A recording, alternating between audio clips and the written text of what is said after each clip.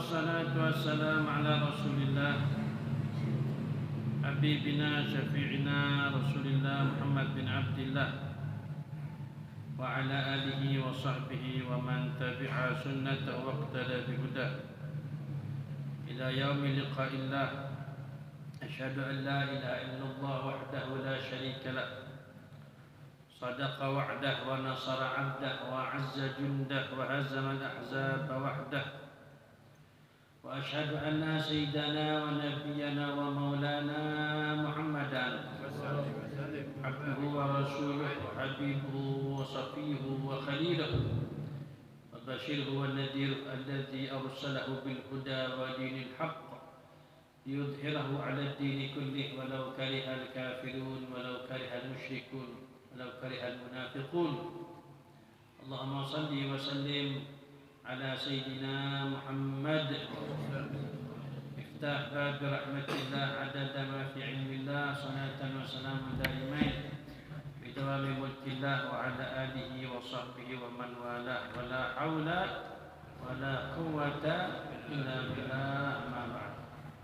Para hadirin wa rawuh, para jamaah muslimin, muslimat, mukminin, mukminat kesemuanya, semoga kita dimuliakan oleh Allah Subhanahu wa taala, serta kesemua keluarga kita, saudara kita muslimin muslimat, sukses dunia akhirat, bahagia dunia sampai akhirat, selamat dunia sampai akhirat.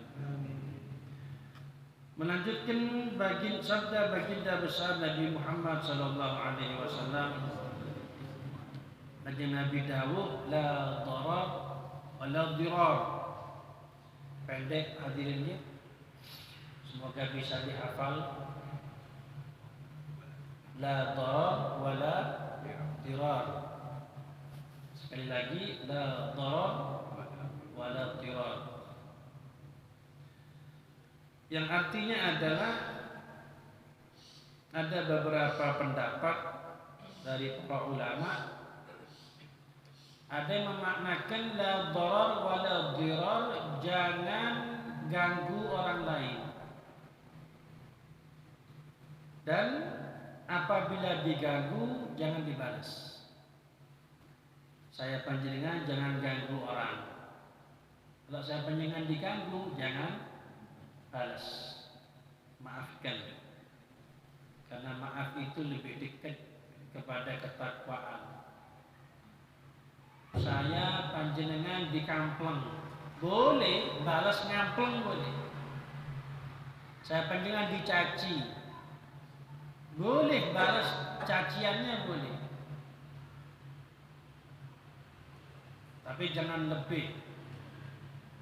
Boleh tapi jangan lebih. Dicecek boleh balas cecek bisa. Dikampleng boleh balas kampleng juga. Cuman yang pas, jangan lebih. Kalau lebih dosa justru.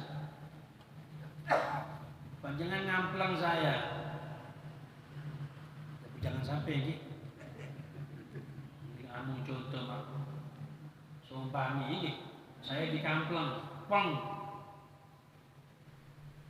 ngecap saja tangannya ke pipi saya, tapi gigi saya tidak sampai rompol, tidak sampai ada luka.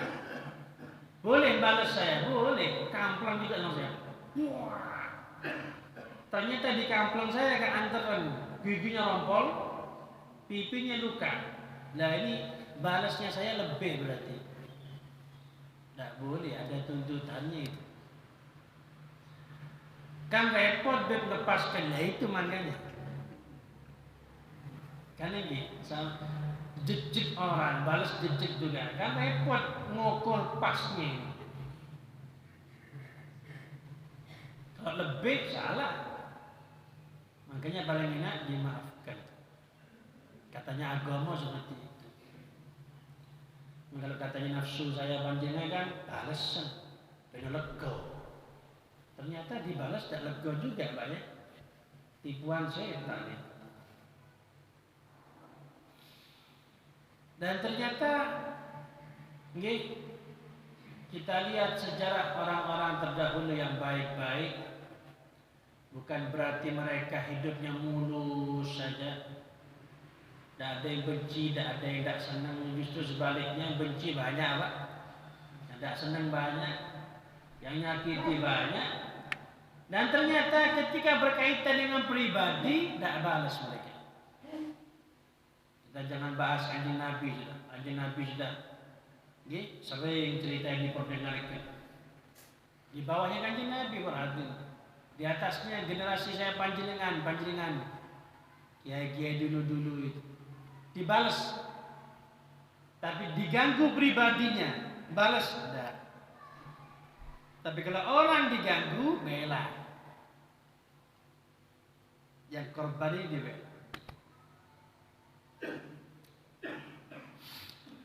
Itu yang pertama. Jadi jangan ganggu orang. Kalau diganggu, maafkan.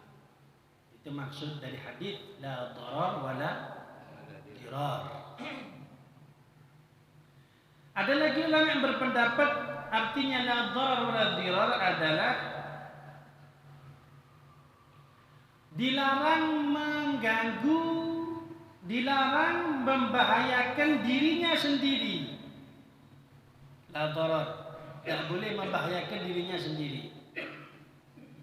Sudah tahu darah tingginya, stadium tinggi, kali dokter sampun dibilangi dilarang minum kopi, pancep minum kopi. Ini justru bisa jatuh kepada dosa ini. Kenapa? Membahayakan kepada dirinya. Kopi tidak apa-apa. Ini dokter sudah bilang tidak boleh. Untuk dirinya sakit, darah tingginya gawat. Dibilang sama dokter tidak boleh makan garam, kok makan garam? Ini namanya membahayakan dirinya sendiri. Dosa, Pak, tidak boleh. Bunuh diri, termasuk makan makanan yang berbahaya, tidak boleh. Ngelatih ilmu kebal kula, minum baygon sak botol.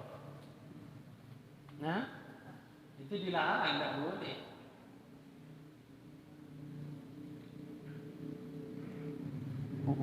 Wala dirar, dan juga jangan bahayakan orang lain.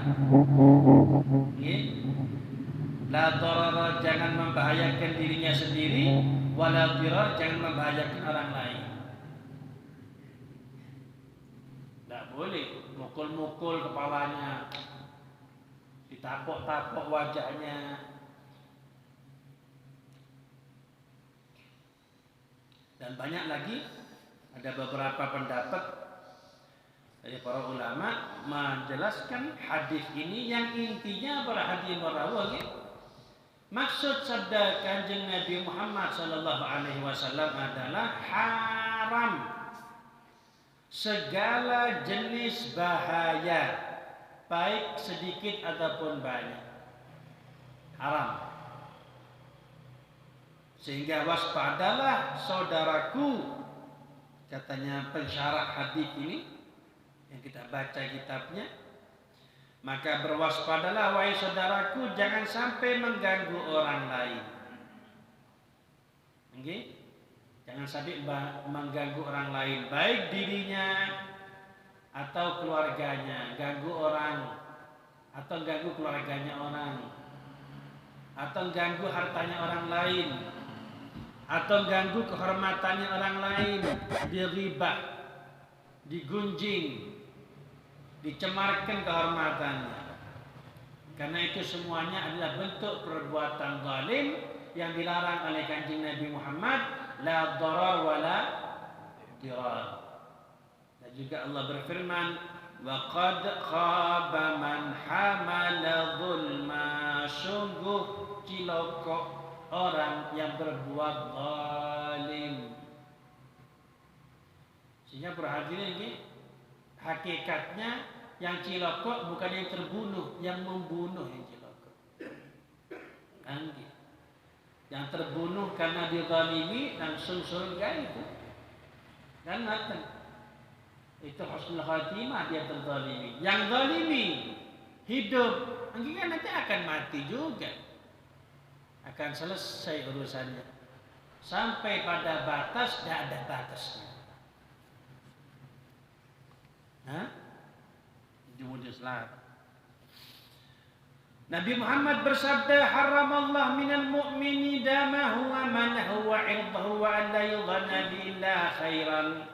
Allah mengharamkan untuk orang beriman, untuk orang Cangaan, orang Banyuwangi, saya panjenengan haramnya 4. Bagi saya panjenengan haramnya 4. Satu, darahnya tidak boleh dialirkan. 2, hartanya tidak boleh diambil. Sandalnya tidak boleh diambil. Walaupun niat dibalik bodoh itu. Al-ghasab namanya. Bedanya ghasab sama sariqah. Kalau sariqah ngambil tidak dibalik ngambil tanpa izin tidak dikembalikan, itu nyolong ya bahasanya. Jangan. Ada ghasab, kenapa Pak? Ngambil tidak pakai bilang, cuma dibalikkan. Itu haram juga itu. Walaupun sandal. Salah jepit sualu. Walaupun haram kehormatannya yang ketiga, dicemarkan. Yang keempat, haram disangka jelek. Harus disangka baik orang iman, orang Islam ini. Sangkaan itu di hati bagi. Tak boleh saya ngangkat panjenengan. Oh, ini yang masjid kepingin dilembong ini. Tak boleh. Begitu juga sebaliknya. Sampai nyangka jelek saya. Iki apa kepingin dilembong ini. Itu tak boleh. Karena itu sangkaan jelek. Tidak ada urusan. Isi hati saya tidak ada urusannya panjenengan, isi hati panjenengan tidak ada urusannya sama saya. Itu urusannya saya sama Gusti Allah, panjenengan sama Gusti Allah. Selesai.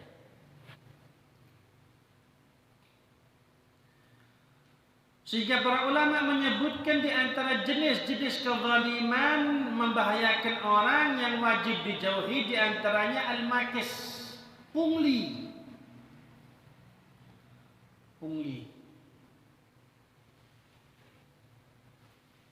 Pungutan gelap, pungutan liar, pungutan liar.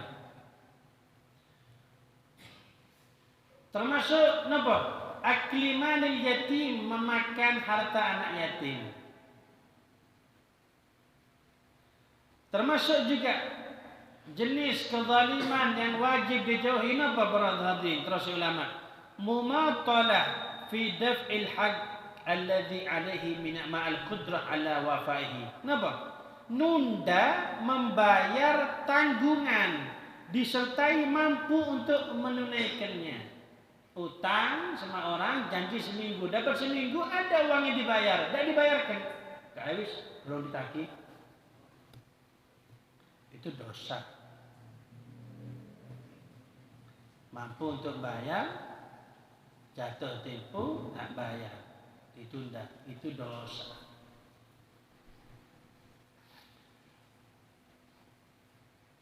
Dan juga termasuk dosa kezaliman, darar, tidak menunaikan mas kawin istri. Ketika kawin kan ada maharnya, itu tidak dibayar. Termasuk juga tidak memberikan belonjo, nafkah kepada istri. Itu dosa juga. Tidak memberikan nafkah. Sekalipun istrinya punya penghasilan, tetap suami wajib memberi nafkah. Sekalipun istrinya punya penghasilan, karena apa yang dihasilkan istri itu milik sendiri, milik pribadinya. Tetap dia berhak menerima belanja dari suaminya. Lain urusan kalau istrinya menghalalkan baik, lain urusan. Jadi di sini istrinya tetap menuntut. Sehingga kalau katanya orang Jawa, hartanya istri milik istri, hartanya suami milik berdua. Milik berdua. karena ada nafkah di situ. Malah kalau suaminya medit tak belonjoni, boleh istri yang ngentit itu boleh. Apa ngentit ini? Sama ya? Nyolong itu Pak. Ngutil. Tak apa-apa. Tapi seukuran kebutuhan. Seukuran kebutuhan boleh. Itu terjadi di zaman Nabi. Ada sahabat perempuan wadon sama kanjeng Nabi Muhammad. Nabi, suami saya Nabi, waduh repot Nabi. Tak netes belas Nabi. Tangannya tak netes. Boleh Nabi ngentit, ngutil, boleh. Nabi bilang boleh asalkan sesuai dengan kebutuhan. Kebutuhan yang wajar Pak ya. Saya butuh nih beli kelambi 1 juta, tidak masuk akal ini. Saya butuh mau tebas HP 7 juta, tidak, lain Pak.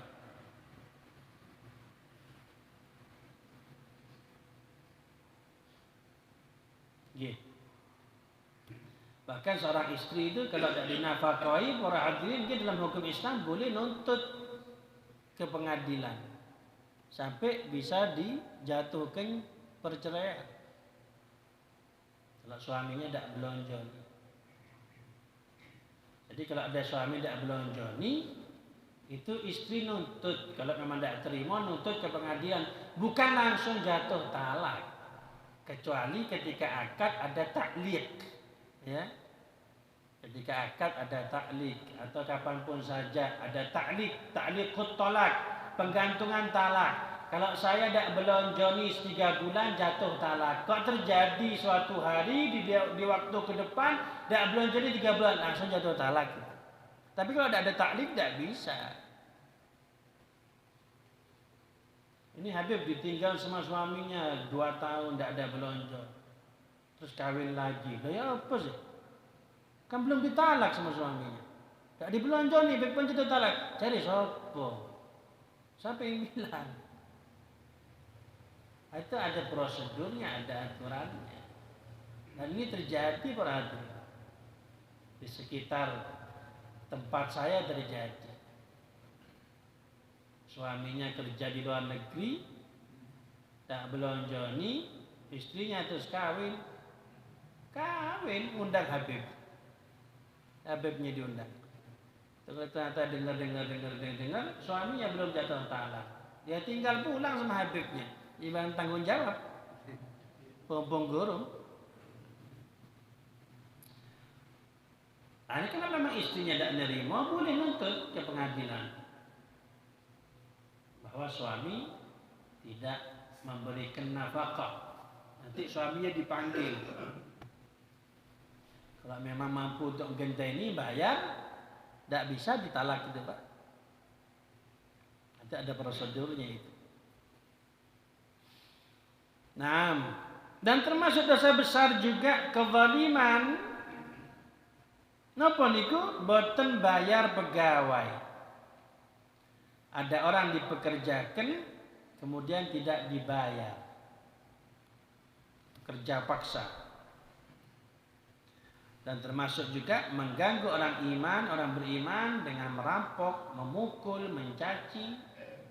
Ini semua masuk dalam sabda Nabi Muhammad, la dharara wa la dhirar. Diriwayatkan. Semoga saya jangan tambah takut sama Gusti Allah. Inna li jahannama sahilan ka sahilil bahr. Fihi hawamun wa hayatun kal bakht ay al ibil wa aqarib kal baghal. فإذا استغاث أهل النار قالوا الساحل فإذا ألقوا فيه سلطت عليهم تلك الهوام فتأخذ أشفار أعينهم وشفاههم. Langsung terjemah saja. Diriwayatkan dari Al-Imam Mujahid, beliau berkata,